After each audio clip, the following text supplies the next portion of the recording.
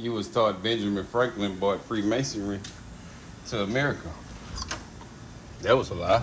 Prince Hall filed a petition to get a lodge, African Lodge 1, which he didn't get till 1784, but his petition was in 1775. He was already practicing masonry. The crazy part is, wasn't America established 1776? How's we already got in 1775 of March people that is already Masons in Virginia? First officers of the African Grand Lodge, now named Lodge 459. If you go read What a Mighty Power We Can Be, it is free 99. Listen.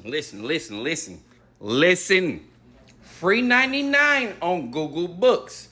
Google Books got like 1 million free ass books, documents, manuscripts you never heard of, never seen, and ain't about to find unless you go fucking look.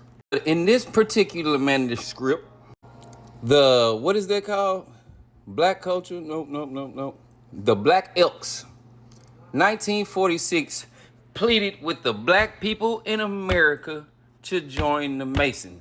These are the things they had going on. And if you do not know, slavery was abolished because of Prince Hall, not Abraham Lincoln. Prince Hall, this sorry ass tombstone, Masons, y'all out of pocket for this shit. This is tombstone. If you don't know, on the back of his tombstone was his first wife's tombstone. She died at 24 years old. That shit is crazy. First of all, she was buried before him. He got buried behind her. Now, Albert Pike pussy ass was trying to say, because we was black, masonry wasn't supposed to be taught to us.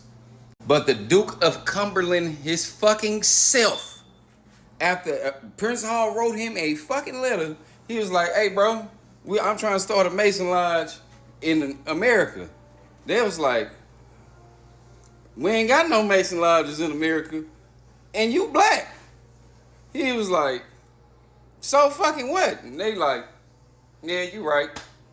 Do it. A year later, everybody started beefing with him in America. If you look into the Order of the Odd Fellows, the Black Odd Fellows petitioned for years for black people to join so they can learn the true shit that's going on. The White Odd Fellows, the White Elks, and most of the motherfucking white Mason groups, which were military people only at the time, old revolutionaries and shit like that. But boom, you know white people racist as hell. When they give you something, they try to finesse. Boom. Just cause we was labeled freeborn at the time. Prince Hall was not never a slave at no point in time in his life. So he was freeborn.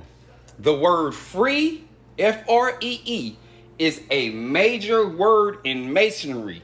So they tried to switch shit up, and they still finessed their ass. This is why Albert Pike had brought his argument. He was like, y'all can't be this because you got free in your name. You understand? It say right here, Prince Hall Freemasonry.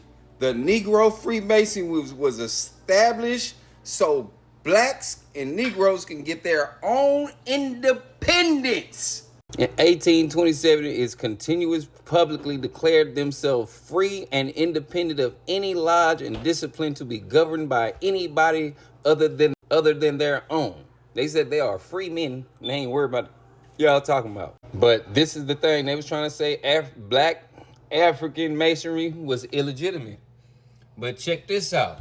We was warranted by the English Grand Lodge, the only as a lodge and without of the functions of a Grand Lodge.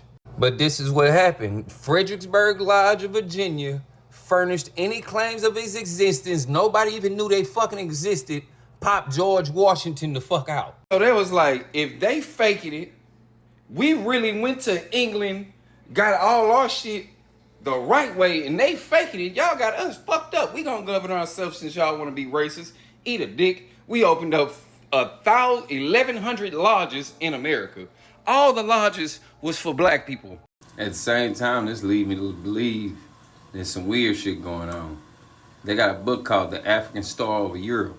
The book is devoted to a chapter of African history that is little known, deals with the migration of black peoples to Europe and their impact upon the cultures of the continent, not as servants and colonials of Europe, but as the fathers of its first inhabitants, the creators of its first arts, its first tools, in some places historical periods, its masters and teachers, invaders and traders, its most venerated madonnas, saints, and popes. Today, the European influence upon the remnants of African civilizations is well known. In fact, for most of us, it is only chapter of history that is known. The book attempts to open another chapter wherein an opportune phase of the encounter between Africa and Europe is revealed, and where we may see at least in partial glimpse the flash of darkening of African star over Europe. Charles Finch, Caucasian. Charles Finch opened up with an essay on race and evolution in prehistory. He brings together provisions, lines, and inquiry into a comprehensive whole and throws the critical issues into a sharp relief. This is absolutely vital reading for all scholars interested in the origins of man and the emergence of three main races. It is very long, however, perhaps a bit too technical for some of our readers. I have taken the liberty, therefore, of excerpting the section most relevant to our concerns in this issue, the evolution of the Caucasoid. No evidence indicates the presence of Homo sapiens sapiens, modern man, in Europe until 50,000 years ago. Vast sheets of ice about a mile thick had covered great parts of Europe, Cap, and it is slightly warmer period when the ice was retreating when we find the type of man settled in southwestern part of Eurasia, Russia. His bones are that of Africoid type. He stayed in the area even when the ice began to advance again. This is about 40,000 years ago. For the next 10,000 years, he is walking about in extreme cold, covered in heavy animal skins under an overcast. That motherfucking, the sun shit, that shit was capped and made the fuck up. You understand that? But we can go further back. I got artwork from every empire that was of Negroid race, and that is Greek, France, Italy, Rome, Portugal, Spain. Do I have to keep fucking going? Oh, you remember the terracotta statues? This the real ones.